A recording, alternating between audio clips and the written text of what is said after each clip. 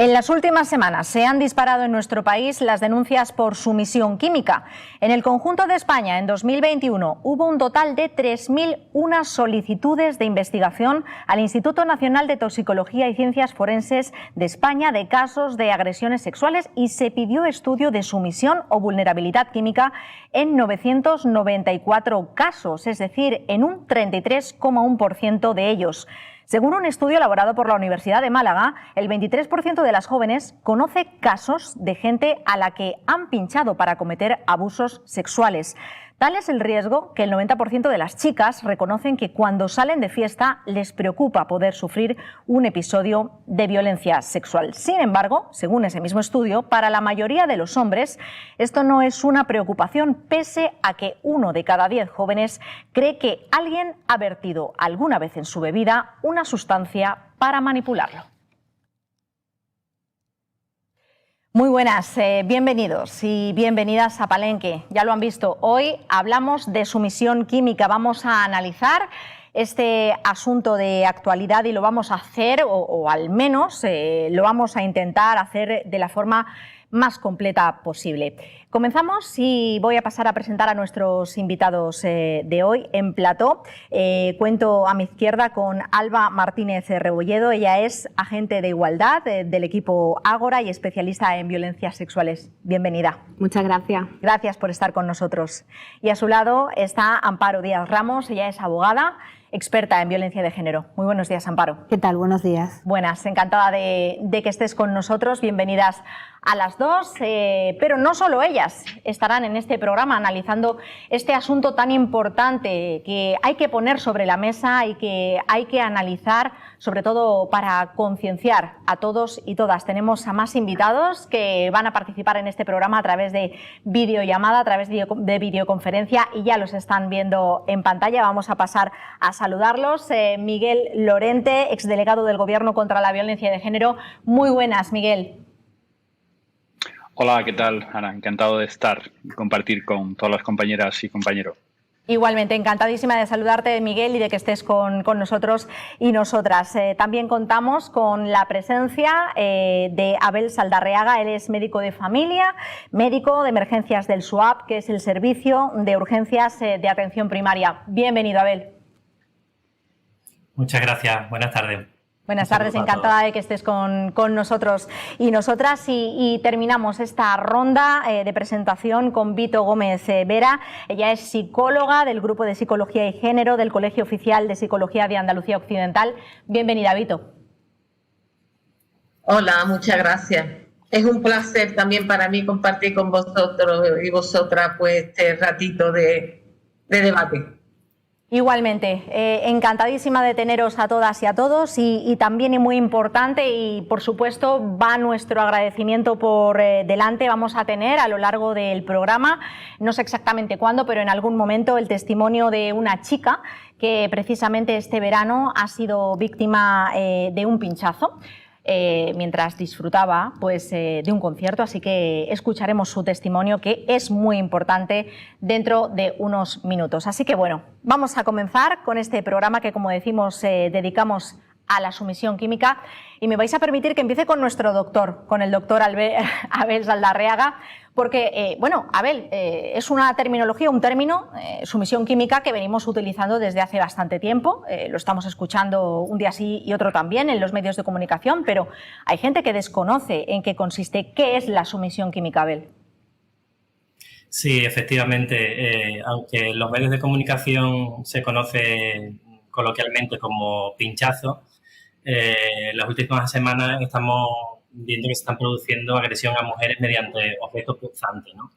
Debemos decir lo primero que es una agresión y un delito público con un componente de género, ¿no? Y en este sentido, la definición de sumisión química se podría definir como la agresión sexual, el robo, la extorsión y o el maltrato que sufre una persona a la que se le ha administrado de forma deliberada una sustancia psicoactiva para anular su voluntad. Esa es la definición que está consensuada además en el último protocolo, ¿no? Por tanto, es un problema de salud y una forma de violencia. Un problema de salud y una forma de violencia, lo dice el doctor Saldarriaga, y precisamente ante la proliferación de denuncias de mujeres que han sufrido pinchazos en lugares de ocio y aunque en la gran mayoría no se han detectado presencia de sustancias tóxicas, hay que decir que la Sociedad Española de Medicina de Urgencias, SEMES y SEMESTOX, de Toxicología Clínica, ha publicado ya un protocolo de actuación, ¿verdad, Abel?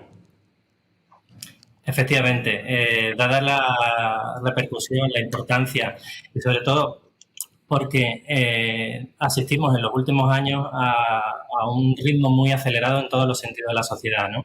Y el tema de las drogas no queda atrás, más bien al contrario, va como mucho más rápido, ¿no?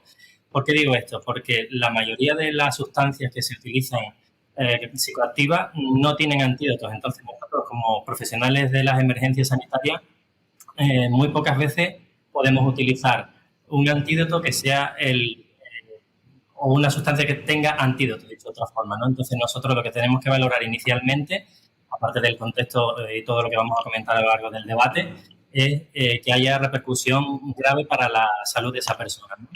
Si detectamos por los hallazgos clínicos y las pruebas que tenemos a pie de calle que podemos administrar un antídoto, lo aplicaremos. Si no, lo que nos tenemos que limitar es a utilizar medidas de soporte, que es como le llamamos nosotros en las emergencias, para mantener las constantes vitales y la mejor calidad de vida a esta persona hasta que llegue al hospital, donde se le pueda hacer los correspondientes análisis y demás pruebas, ¿no? Pero lo principal es determinar ese componente de potencial gravedad de una persona que ha sido sometida químicamente a una sustancia de la cual no conocemos, como ya digo, en la mayoría de los casos el antídoto.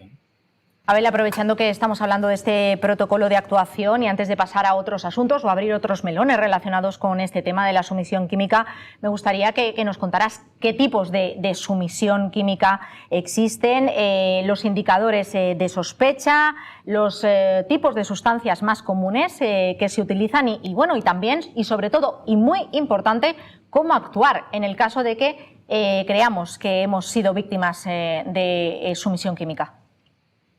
Sí, como bien dices, es un melón, permitidme la expresión, muy, muy complejo, ¿no? Porque me has comentado varios aspectos que ya en sí son complicados, ¿no? Lo primero que tenemos que detectar, desde luego, desde mi punto de vista como sanitario, es clínicamente lo que nos puede llevar a esa sospecha para actuar cuanto antes. ¿Por qué? Porque se tiene que hacer una recogida de muestras y analizar posteriormente esa muestra. Cuanto antes se realice y antes se detecte, antes se puede poner una solución y, por supuesto, el cerrar el proceso también de manera judicial, ¿no?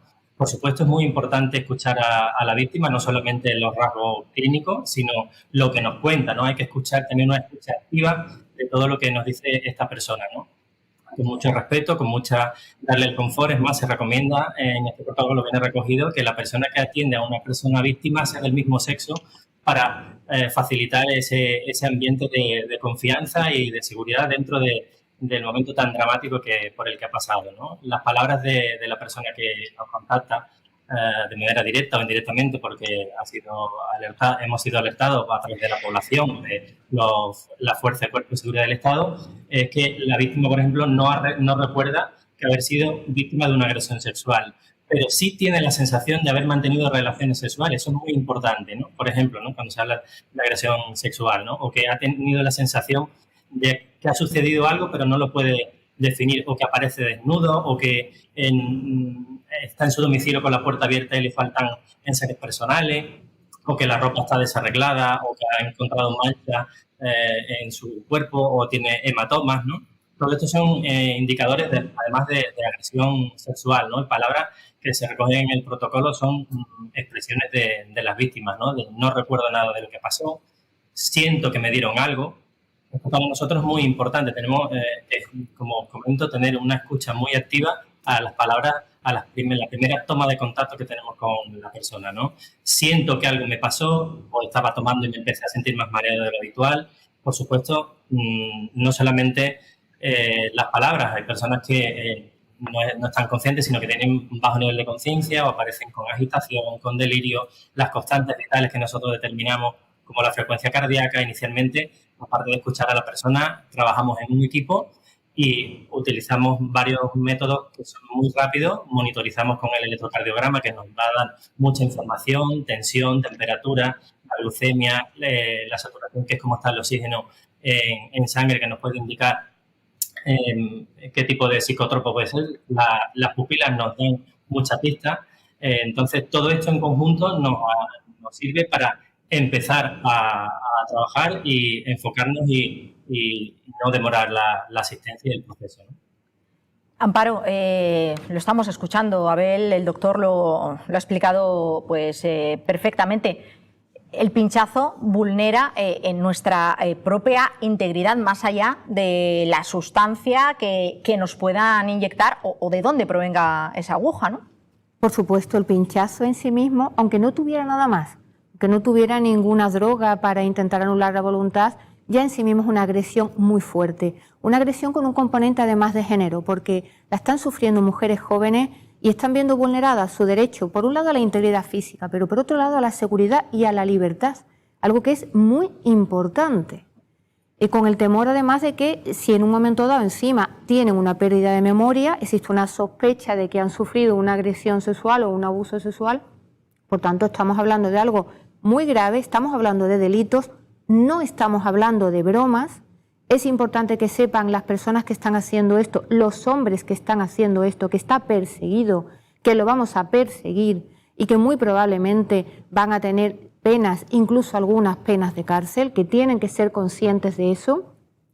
También existe el riesgo de que transmitan enfermedades, pero está además el daño psicológico, que también viene tipificado en nuestro Código Penal. Si tú con una conducta generas una lesión psicológica, y ya estamos viendo muchas chicas que están desarrollando, por supuesto, crisis de ansiedad, pero se están manteniendo a lo largo del tiempo y ya veremos si esto termina convirtiéndose en algo más serio que crisis de ansiedad puntuales, porque verdaderamente el impacto para un adolescente de no saber qué ha sucedido es algo verdaderamente terrorífico y que todavía estamos analizando. Ahora abundaremos en ese tema con Vito, con nuestra psicóloga, y quiero hacer hincapié en esto que has dicho, Amparo, porque el hecho, por ejemplo, de que tras una sumisión química no haya un robo o una violencia posterior no exime, y tiene que quedar muy claro, de una conducta delictiva, ¿no? Sí, en efecto. El pinchazo en sí mismo es una conducta delictiva.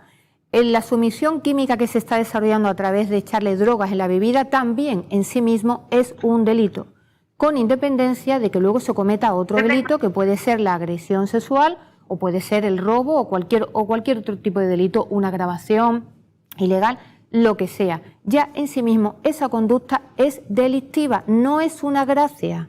Es algo que tiene mucha relevancia, vulnera derechos fundamentales y precisamente por eso todas las instituciones públicas se están organizando para actuar contra este fenómeno. Y que quede muy claro que se va a actuar. Sí, yo creo que el mensaje para los jóvenes que están cometiendo este tipo de delitos tiene que ser muy contundentes, que dejen de hacerlo, porque las consecuencias son graves para las víctimas, pero van a ser graves también para ellos.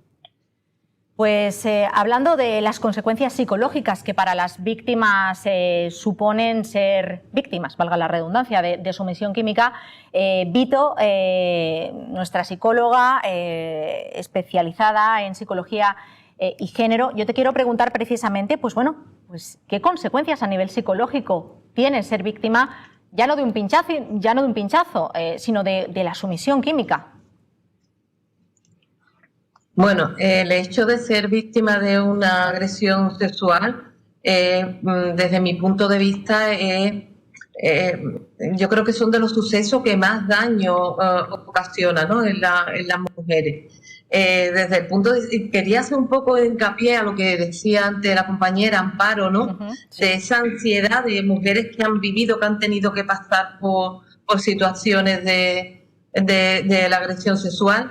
Pero yo apuntaría más también, esto ya está ocasionando daños no solo a las que han tenido que sufrirlo, sino ese miedo latente a esa vulnerabilidad, ¿no?, o ese riesgo de sufrirlo. O sea que, digamos, en el ámbito psicológico, esto creo que a lo largo de, no sé si ha sido la presentación o alguno, se ha hablado de que como se ha tratado incluso como que un tanto por ciento alto, después cuando le hacen las pruebas no ha habido realmente una agresión bajo sustancia, pero eso no significa que no haya habido un daño. O sea, ya ese miedo está instaurado y para mí es uno de la gran secuela que está dejando todo este tema de estos últimos de los pinchazos, ¿no? Uh-huh.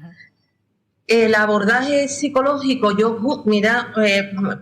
mi punto de vista, esto es tan amplio que hoy justamente he tenido una señora que tengo en consulta, que ella me hablaba de, ella pasa por periodos de ansioso depresivo severo y tiene 2 hijas en edades pues ya de salir y entrar, ¿no?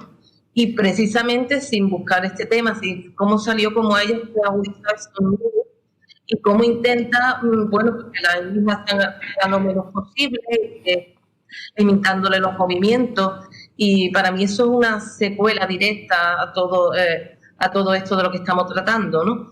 Así que, la valoración, desde luego, del daño psicológico, por supuesto que va ahí también el grado de que la víctima pues haya sufrido directamente el daño, ya sea por sumisión química o por otro tipo de agresión sexual, pero es que también pasa por este miedo que de que está cogido como un miedo colectivo, incluso ya una desconfianza y una inseguridad que desde el punto de vista clínico, desde luego veo que es como un proceso, una ¿no? Esa libertad de movimiento que poco a poco sigamos, ¿no? en conseguirla. Pues precisamente, Vito, vamos a contar con el testimonio de una persona, de una chica afectada precisamente por esta práctica. La tenemos ya a la espera al teléfono. Evidentemente no voy a decir su nombre, sí que le voy a agradecer por adelantado que nos atienda para este programa y este ratito que lleva a la espera. Muy buenas. Hola. ¿Cómo estás? Muy bien. Bienvenida al programa, bienvenida al Palenque. Agradecerte muchísimo, de verdad, que seas tan valiente de salir telefónicamente a contar tu experiencia. Tú has sido este verano víctima de un pinchazo, ¿verdad? Sí. ¿Tú nos puedes contar cómo fue la experiencia? ¿Qué viviste? Pues yo estaba el último día del festival que se hizo aquí en Cádiz. Uh-huh. Y sería más o menos las 5:30 de la madrugada. Y pues estaba en ese momento con un amigo que nos habíamos separado del grupo y los estábamos buscando. Y nos llevamos como 15 minutitos buscando, no nos hemos encontrado. Y de repente, pues, él se acercó a la barra. Y yo en ese momento me vi sola, porque lo perdí de vista por un momento, y de repente pues sentí un pinchazo en el culo. Uh-huh. Y un pinchazo que iba también como, por la potencia que le hicieron, me dieron también como un puñetazo, ¿sabes?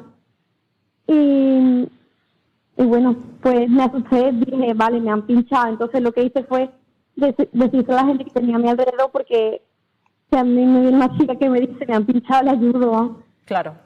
Y pues de repente todo el mundo, claro, se quedó como diciendo, ¿qué hacemos?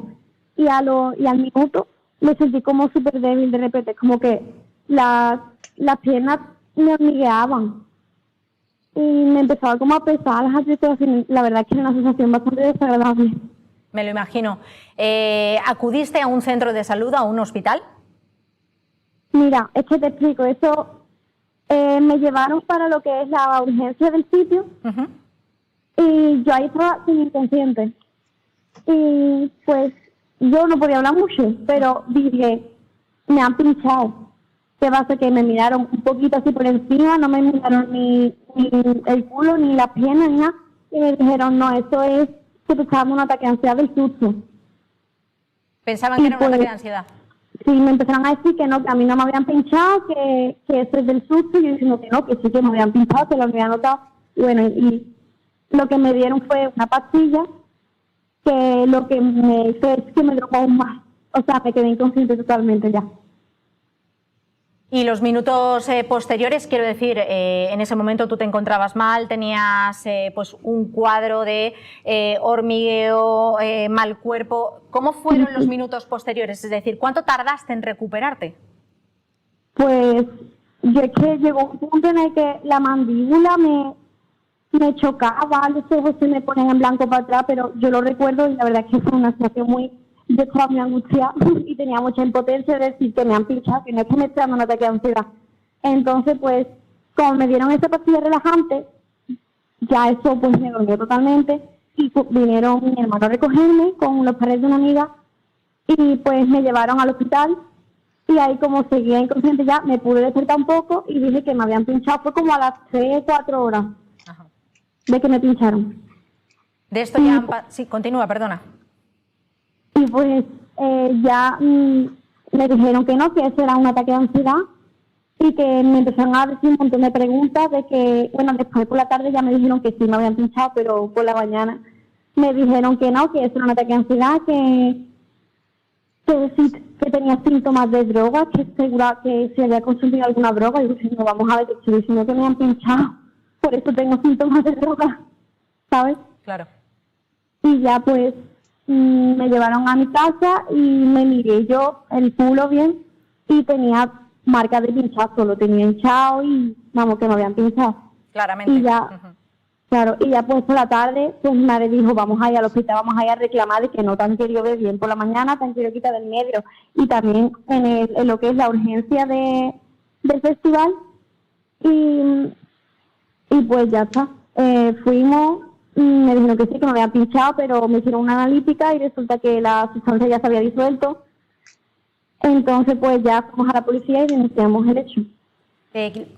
Antes, cuando te he interrumpido, discúlpame, lo que quería saber es si ahora estás haciéndote un seguimiento. Sí, me tengo que hacer analíticas de sangre cada 2 o 3 semanas, durante 6 meses. Por si acaso la aguja tenía alguna enfermedad o algo, que espero que no, pero... Esperemos que no. Antes de darte la bienvenida, estábamos hablando con nuestra psicóloga Vito Gómez y hablábamos precisamente de las consecuencias a nivel psicológico que se derivan de una situación como esta. ¿Tú cómo te encuentras? ¿Has necesitado la ayuda de un profesional o por ahora te encuentras bien? A ver, yo por suerte me encuentro bien. Yo secuelas psicológicas no me las noto en sí. A ver, los 2 siguientes días como que estaba con mucha ansiedad. Yo estaba como inquieta todo el día, pero bueno, digo, mira, es normal, me ha pasado esto, me puede pasar otro día, le puede pasar a una amiga y hay que aprender a llevar las cosas más o menos bien para no volverme loca.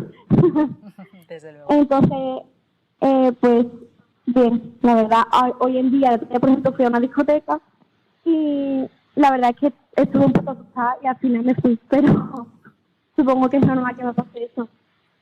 Es lo que decías, que claro, tendrás que ir acostumbrándote a volver a tu rutina, ¿no? de salidas, ahora con cierto miedo, pero esperemos que puedas recuperar la normalidad. Muchísimas gracias, no quiero entretenerte más, te doy las gracias de verdad por ser tan valiente y por compartir tu testimonio con todos nosotros y con toda la gente que te está escuchando, que nos está viendo y te está escuchando, que seguro que sirve para mucho. Gracias, de verdad. Muchas gracias a ti. Un abrazo muy fuerte.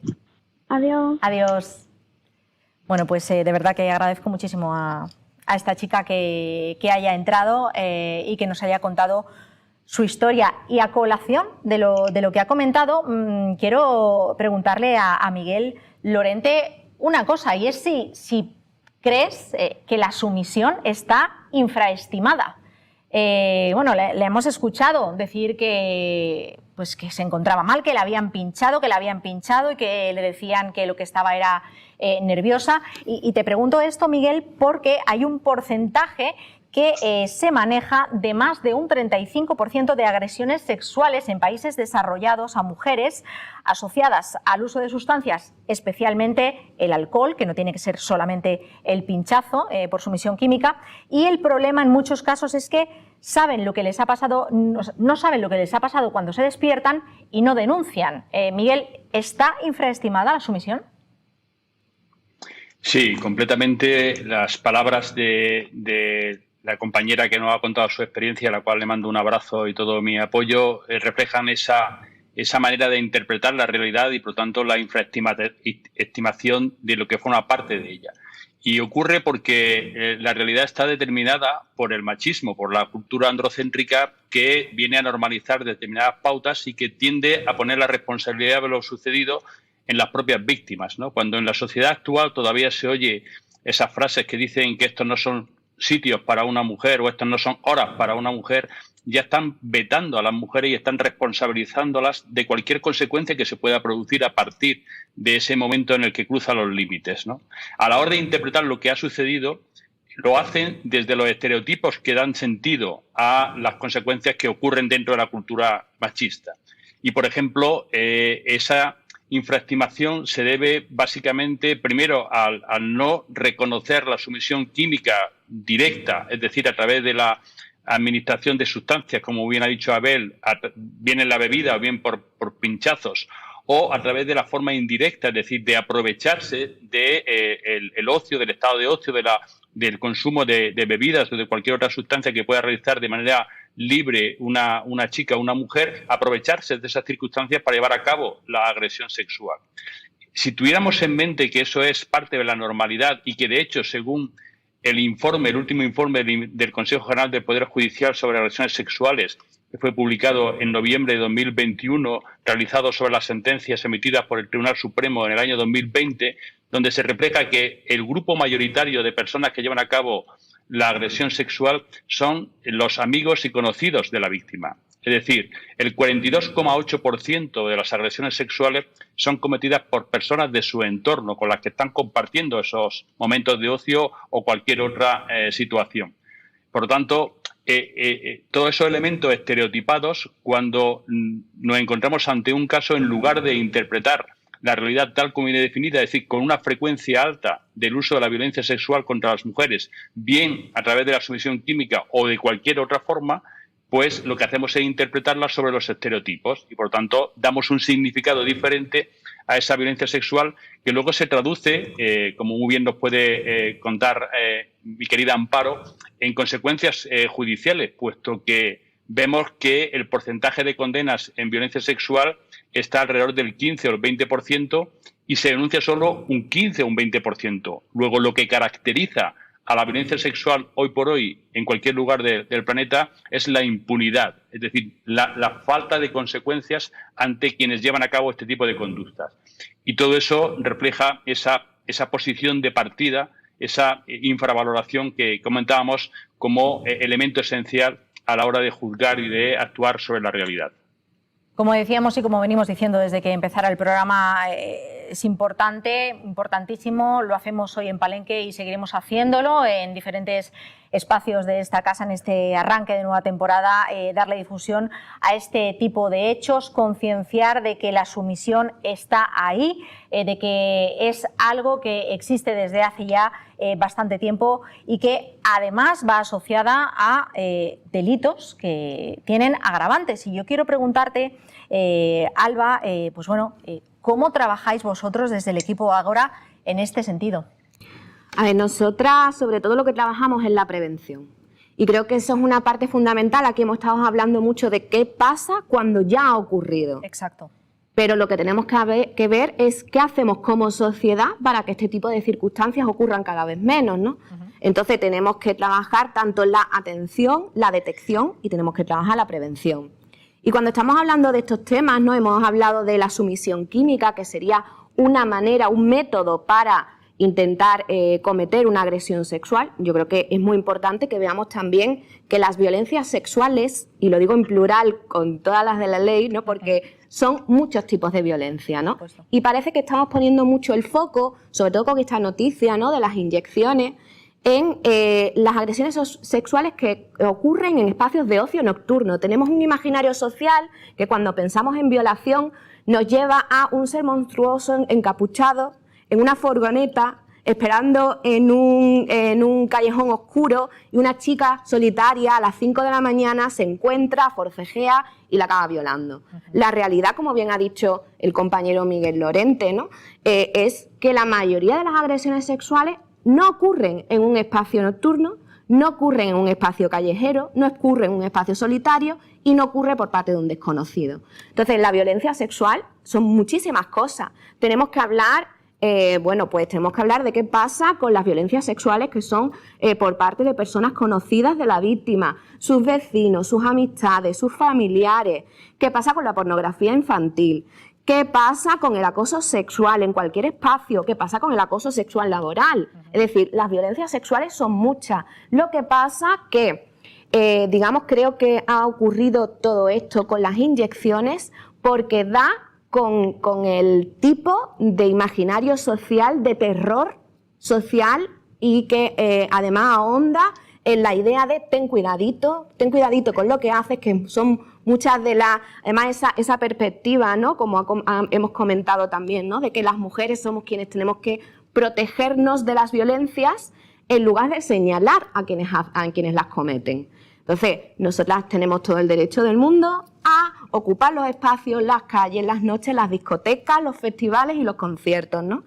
Y, entre otras cosas, lo que nosotras también hacemos con la prevención, aparte de ir a centros educativos, aparte de formar a profesionales que van a atender víctimas o que van a trabajar con, por ejemplo, con adolescentes, con infancia o con otros grupos sociales. También vamos a puntos violetas en espacios de fiesta y ocio, pero claro, esto es una parte de lo que hay que hacer. Es decir, tenemos que atender en la totalidad la violencia sexual y aparte, en específico, pues tenemos que ver qué ocurre cuando salimos de fiesta porque tenemos derecho a salir de fiesta y encontrarnos bien. Y aparte de esas agresiones, pues también hay otras violencias sexuales que, digamos, podemos considerar como de baja escala porque no causan tanta peligrosidad física y de nuestra libertad sexual, por ejemplo, un tocamiento, una insistencia, ¿no? No aceptar una negativa, ¿no? Ya hay un informe, el informe Noctámbulas de 2018 hablaba que hay entre el 70 y el 80% de las mujeres que cuando salen de fiesta consideran muy habitual ver, presenciar o vivir este tipo de cosas. Un tocamiento, una insistencia a pesar de decir que no. Y eso sí que está muy normalizado, ¿no? O incluso formas de ligar muy depredadoras como vamos a buscar a la chica más borracha del bar. Pues eso es sumisión química. Si tú piensas que ligar es ir a buscar a la chica más borracha del bar, estás buscando a alguien que no te interesa si le gustas, a ti te interesa que no pueda decir que no. Y esto es peligroso, que lo sigamos manteniendo socialmente, por eso tenemos que romper esa cultura de la fiesta depredadora, del todo vale, y que da igual lo que sea con tal de conseguir llevarme a alguien a la cama esta noche, ¿no? Alguien que no está consintiendo y que no está con todas sus capacidades, ¿no? Así que bueno. Muy interesante lo que has dicho y sobre todo hacer hincapié en el tema de la prevención, que eso serviría para eliminar, ¿no? Muchas lacras como las que existen, entre ellas pues la violencia de género, y la sumisión química pues es una forma de violencia más contra las mujeres. Quiero aprovechar y preguntarle a Abel, a nuestro doctor, a nuestro médico, precisamente por la cercanía del testimonio que hemos tenido de esta víctima. Ella comentaba que sabía perfectamente que le habían pinchado. Ellas sabían que le habían pinchado en el trasero, en el culo, y acudió a que le atendieran y le decían que no eran pinchazo, que era otra cosa. Y yo te planteo, ¿puede ser que otro problema añadido a todo esto que tengamos, Abel, sea el desconocimiento que existe de esto en el mundo sanitario y también el desconocimiento que existe pues en las propias fuerzas de seguridad? Pues sí, efectivamente, cuando ha hablado Miguel y ha hablado algo, bueno, no puedo estar más en acuerdo con los compañeros de mesa y me uno al apoyo de Miguel y a poner en valor la valentía de la chica que ha compartido su terrible experiencia. La infraestimación, efectivamente, es por esa lacra machista, pero también, al hilo de tu pregunta, veo que es también por desconocimiento del personal sanitario, ¿no? Todas las circunstancias que aparecen nuevas, hay que hacer un análisis, hay que estudiarlas y andar y sacar unas conclusiones, ¿no? Pero lo que está claro es que tenemos que escuchar a las personas, ¿no? De ahí la parte psicológica de toda, yo creo que es la clave, ¿no? El manejarnos como profesionales para escuchar a las personas, ¿no? Hace falta mucha información en los sanitarios, sobre todo en este tema, porque como bien dice Alba, hay muchos tipos de violencia y esta se ha concretizado porque se ha identificado el mecanismo lesional, como decimos en medicina. Pero esto es la punta de lanza que sirva para que se destape y se luche por erradicar esto, ¿no? Lo que ha dicho Alba también me parece de un valor enorme, lo de ten cuidadito, cómo se asocia a este imaginario de la noche de que tú te lo estás buscando, o ir a estas conductas depredadoras de ir a por la más débil, la más borracha. Me da hasta pudor repetir esa frase porque la veo de una brutalidad y no soy ajeno a esas palabras, ¿no? Estoy totalmente de acuerdo que una gran parte de empezar a encauzar bien el problema, a dirigirlo y a intentar solucionarlo una vez que se ha detectado, obviamente lo más importante, como siempre en un tema sanitario en la vida, es la prevención, pero una vez que se ha detectado es agilizarlo lo más rápidamente posible, y para ello necesitamos conocimiento, estar actualizados, que nuestras unidades aporten el material actualizado, que sea multidisciplinar entre todos los profesionales que intervengan en este proceso, y que estemos todos en el mismo camino para unar todos los esfuerzos y que sea lo más eficaz para erradicarlo lo antes posible. Bueno, pues tenemos momentáneamente a Abel, a nuestro médico, congelado. Lo vamos a solucionar en la publicidad, porque a la publicidad no nos vamos a ir. Vamos a ver un poquito de información comercial que también es necesaria. Y antes voy a despedir a nuestra psicóloga, a Vito Gómez Vera. Muchísimas gracias, Vito, por haber estado con nosotros. Te espero para otro palenque, para otro programa. Vale, muchísimas gracias, y de verdad siento tenerme que ir antes. Me gustaría brevemente conectar un poco con esto último, ¿no?, que ha dicho Abel, ¿no?, o con el testimonio de esta compañera que tan valientemente, como decía Miguel, no ha intervenido. Claro, y porque eso sí que lo veo yo muy de cerca en mi trabajo, el sentimiento de vergüenza que sufren muchas de estas mujeres, incluso al contarlo, ¿no? O el sentimiento de culpa, que junto con el miedo es uno de los que tenemos que más abordar, ¿no?, desde el punto de vista psicológico. Ese sentimiento de culpa de sentirse que a lo mejor ha sido ella la que se ha expuesto, o incluso plantearse si ella ha tenido algún comportamiento que ha podido provocar la situación, ¿no? Entonces, me parece tan de importancia recalcar eso que dice Alba de la prevención y de la formación de los profesionales, para que, bueno, sepan atender y escuchar, porque cuando escuchaba a la chica del testimonio decía, bueno, después de haber sufrido eso, que tú veas que los profesionales que te atienden ponen en duda o incluso te hacen dudar de que lo que tú has tenido no ha sido un pinchazo, sino de la ansiedad. Creo que es todavía, bueno, pues ahondar más en el dolor y de alguna manera es otra forma, ¿no?, de agredir, ¿no?, es otra victimización. Así que, bueno, nada más, simplemente, bueno, deciros que me parece importantísimo este tipo de debates, porque, bueno, pone sobre la mesa pues algo de lo que hay que hablar. Y una vez más agradeceros a todos y a todas y bueno, y esperar que nos encontremos en otra ocasión. Será así, seguro. Vito, muchísimas gracias por estar con nosotros. Gracias Hasta a luego. vosotras. Y yo me despido también de ustedes. Adiós. Nada, unos minutitos y regresamos enseguida.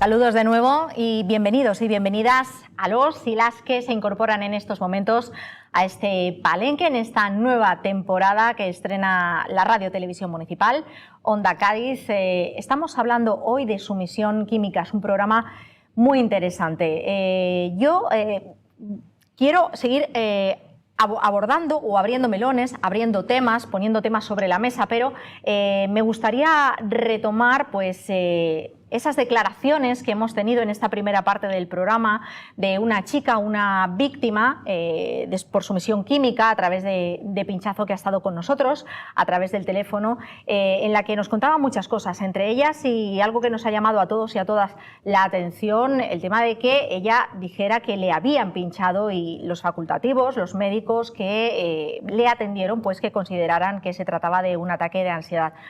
Abel, nuestro médico, nuestro doctor, me parece que querías apostillar acerca de esto, ¿verdad? Sí, efectivamente, es lógico, se puede utilizar la palabra que una persona en estas circunstancias tenga ansiedad, esa ansiedad, que me corrijan la psicóloga, si esta ansiedad no es reactiva. ¿Quién no tendría una ansiedad de haber sufrido este episodio, ¿no? Ya en por sí el pinchazo, que además ella reconoce, ya no tenía, aunque luego tiene alteración del nivel de conciencia, tiene hormigueo, tiene parestesia, no recuerda bien. El miedo ya por sí ya es más que justificado para actuar en este proceso, ¿no? Por supuesto, no solamente lo que haya añadido al pinchazo como transmisión de otras enfermedades, de aquí que a esta chica le estén haciendo analíticas seriadas para descartar otro tipo de infecciones. El daño psicológico es brutal, ¿no? Entonces, lo que he dicho desde el principio, hay que escuchar a la persona siempre que tengamos la escucharla, como en este caso, que esta persona no estaba con falta de conciencia en vía pública, sino que está hablando, obviamente tendrá ansiedad. Si descartamos todo lo demás, luego podemos emitir el diagnóstico, como muchas veces tenemos en consulta, de ansiedad. Perfecto, que no es patología banal, por otra parte, ¿no? Pocos dolores torácicos han enmascarado una ansiedad, ¿no? O al revés, ¿no? Entonces, en este sentido, y para lo que comentábamos antes del descanso, ¿no? La formación es muy importante para los sanitarios, estar alerta a los síntomas, a las llamadas de atención, al lenguaje, al vocabulario, a lo que nos comenta esas personas que nos están pidiendo ayuda, que en definitiva es lo que está haciendo, ¿no? Hablamos de una situación para muchas mujeres, mayoritariamente mujeres, también hombres, en la que se produce un sentimiento de vergüenza, un sentimiento de culpa, un sentimiento de miedo en muchos de los casos. Y Amparo, rápidamente hay que acudir a denunciar, ¿no? Eso es importantísimo una vez hemos ido a urgencias para detectar, pues bueno, que puedan existir restos de drogas químicas. Hay que acudir a denunciar y te quiero preguntar qué penas son las posibles en estos momentos o las registradas dentro de nuestro Código Penal para los infractores. Bueno, obviamente, como dices, lo primero es ir al centro médico, que te hagan todo tipo de pruebas, pero también hay pruebas que puede hacer la propia víctima, que es que puede empezar a hacer el relato de lo que recuerda y de cómo empieza a darse cuenta de que ha pasado algo, recabar las personas que estaban con ellas, personas de las que pueda sospechar, y también hacerse fotografías. Eso sería lo primero. Si crees que has sufrido un pinchazo, hacerte la foto donde se vea que tienes un pinchazo, ¿no? Y luego, por supuesto, lo ideal es denunciar. ¿Por qué? Pues porque es lo que va a permitir que se investigue a fondo todo y que además tiene una especial importancia porque muchas veces quien ha cometido el pinchazo es una persona de tu entorno, que puede ser un amigo o puede ser una persona conocida tuya a través de un amigo y puedes seguir relacionándote con esa persona y seguir expuesta a situaciones de peligro. Y por otro lado, evidentemente, porque para evitar que otras mujeres sufran este tipo de conductas y para dejar muy claro ante ti misma que no eres un objeto de uso, sino un sujeto de derechos.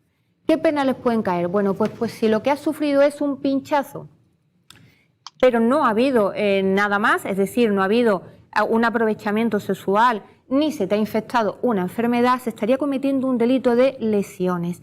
Normalmente se podría aplicar además la agravante de género, con lo cual estaríamos en una franja en la que podría llegar a una pena de prisión, de 2 años de prisión, ¿no? Lo cual no es poca cosa. También va a depender de cómo lo vayan interpretando la jurisprudencia, porque el Código Penal permitiría subsumirlo también en el delito leve de lesiones cuando consideran que solamente ha sido necesaria una primera atención. Pero aquí yo creo que normalmente van a necesitar más de una atención por la propia ansiedad y el propio impacto psicológico que recibe la víctima. Si además nos encontramos con que ha habido un aprovechamiento sexual, estamos hablando ya de 4 a 12 años. dependiendo de lo que se cometa. Por tanto, estamos hablando de una franja de una pena importante. Yo quiero destacar también que, respecto a lo que ha comentado esta chica tan valiente, ¿no? y tan generosa exponiendo lo que ha vivido, que a veces el pinchazo va unido a que la persona, si te han suministrado algo, la persona que quiere aprovecharse está cerca.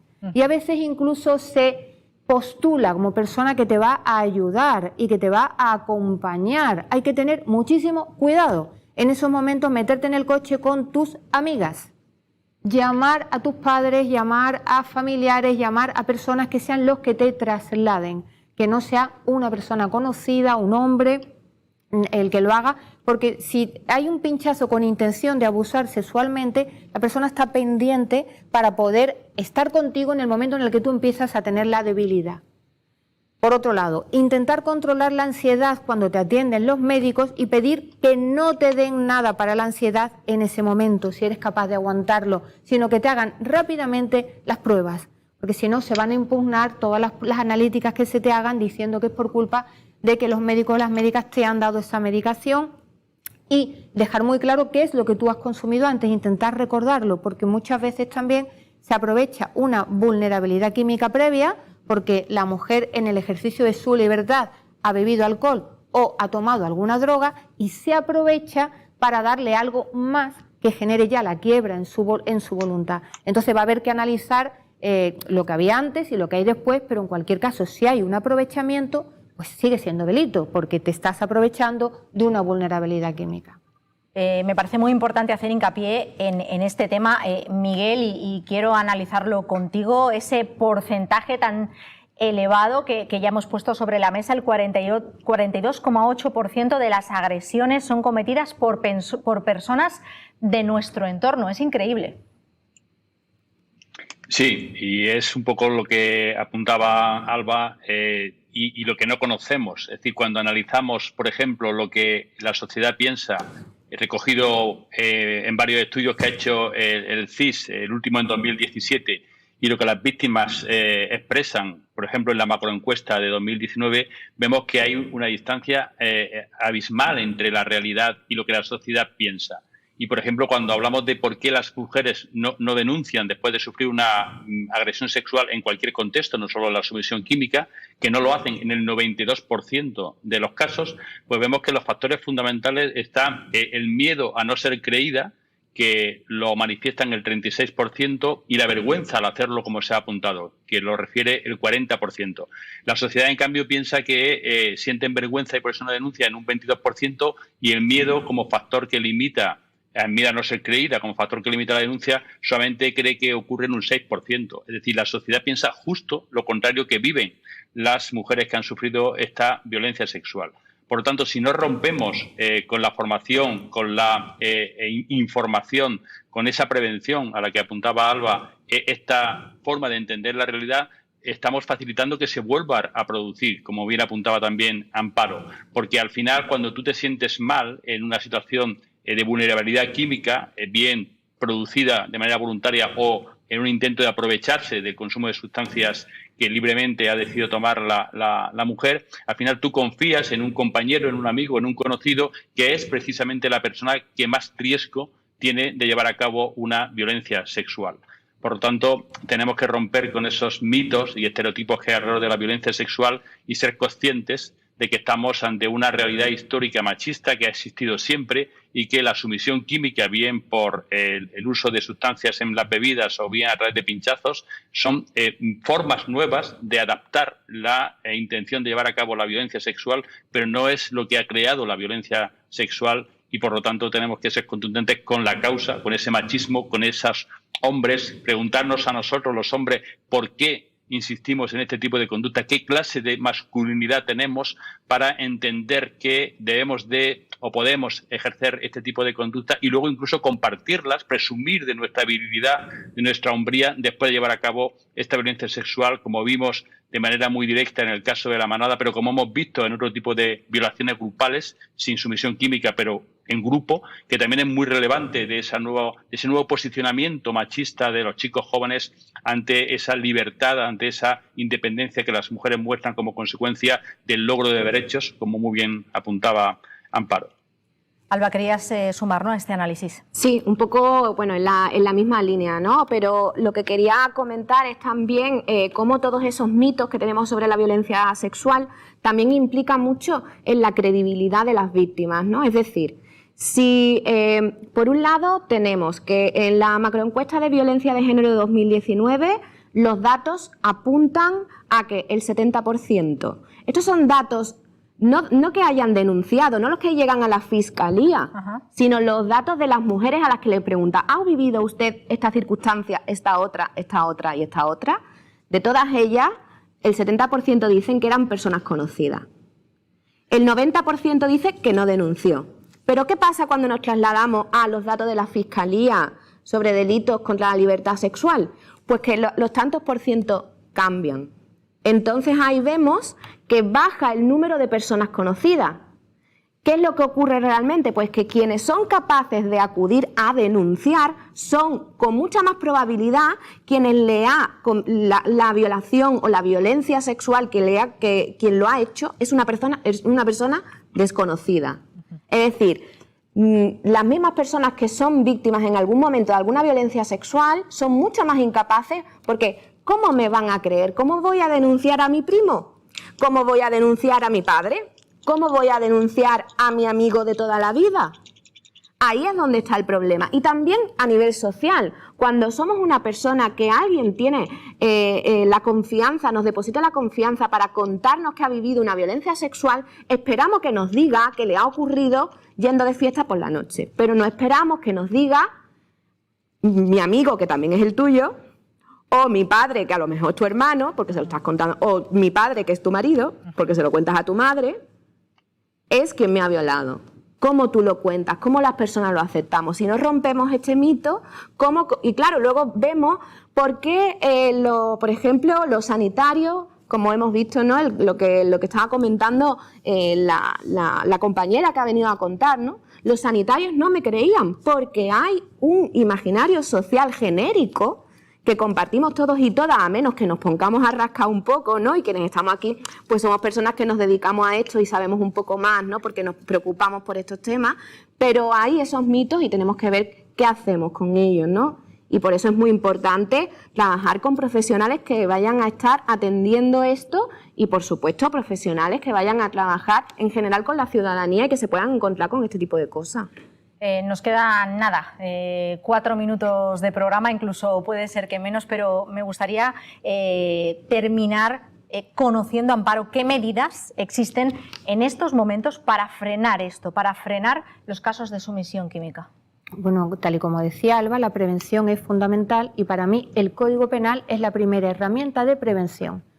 Que conozcan que está penado, que tienen a un sistema judicial y policial que está reaccionando, porque es verdad que, como decía Miguel, que muchísimas veces las sentencias son absolutorias, pero precisamente en este tipo de agresiones sexuales, cuando hay un componente químico, se están aumentando el número de condenas. ¿Por qué? Porque nos encontramos con un dato objetivo. Mientras que en otras ocasiones, como dice Alba, muchas veces la mujer no tiene credibilidad. Aquí, aunque a veces o se inicia sin credibilidad, en el momento en el que hay un resultado positivo, la cosa cambia por completo. Entonces, para mí, nuestra primera herramienta es, por supuesto, la prevención, la formación y romper la ley del silencio. Ser capaz de contarlo, pero no solamente ser capaz de contar lo que te ha sucedido, sino ser capaz de contar también, y sé que esto es un gran esfuerzo, que a veces los sistemas públicos no te están atendiendo bien. Ser capaz de hacer una queja al centro sanitario o al centro que había en el festival donde estaba ella, el centro de emergencia, o al colegio de abogados, de la abogacía, por cómo te han atendido los abogados. La ciudadanía tiene que quejarse. Las mujeres tenemos que quejarnos para conseguir que nuestros derechos se hagan efectivos.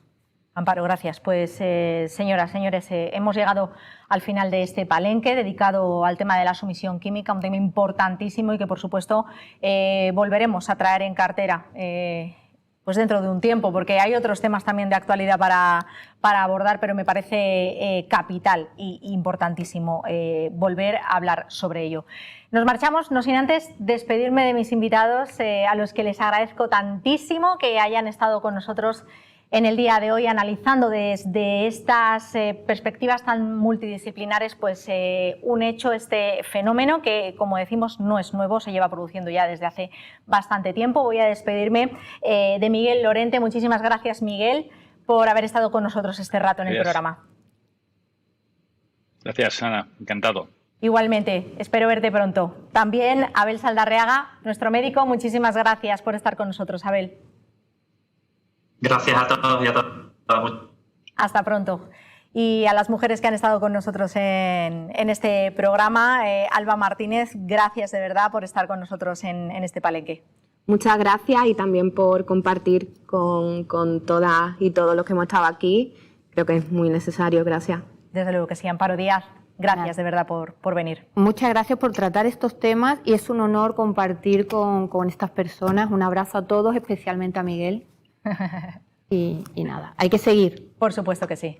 Gracias a los 5, porque a Vito la hemos despedido antes. Y señoras y señores, gracias a ustedes también por vernos. Les vemos y les espero, por supuesto, la próxima semana. Adiós.